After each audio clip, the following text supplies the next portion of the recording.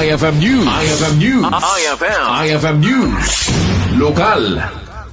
Impasingked ni Police Captain Sigmund Benigno, hepe ti San Nicolas Municipal Police Station, anarigat ti kalsada iti agdama nga agturong iti sentro iti nasa o nga ili.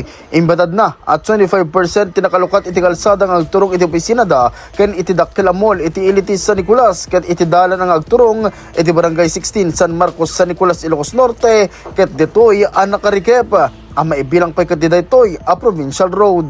Ti napalpalabas nga aldaw ket talagang heavy traffic ti na padasan tayo ditoy area tayo. Gamin ket detoy Cleveland Street tayo.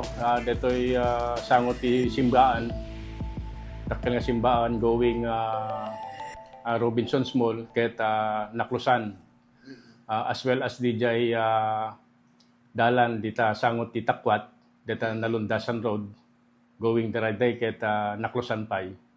So you could just imagine DJ 25% nga vehicle ko mga magna dita Daraday ken another 25% nga magna toy Cleveland Street tayo detoy sangot ti police station going Robinson ket may nayon kadetoy Manila North Road tayo. So talagang expectarian tayo nga tiipos na ket makadanon dito yung munisipyo no during rush hour po. Mainaig iti daytoy ket kuna ti hepe nga dan iti napagsaritada ken Mayor Edmar Bunuan a solusyon iti daytoy a problema. Tuloy-tuloy po ti panang implementar tayo ti traffic laws tayo, most especially di kita obstruction kada no parking.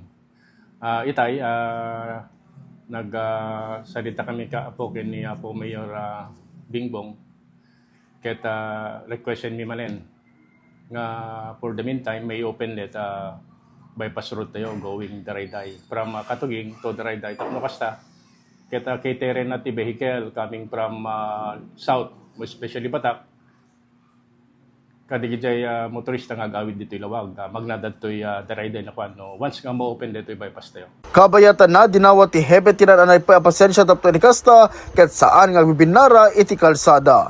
Para iti IFM News, Idol Lawrence Martinez, Tatak, IFM.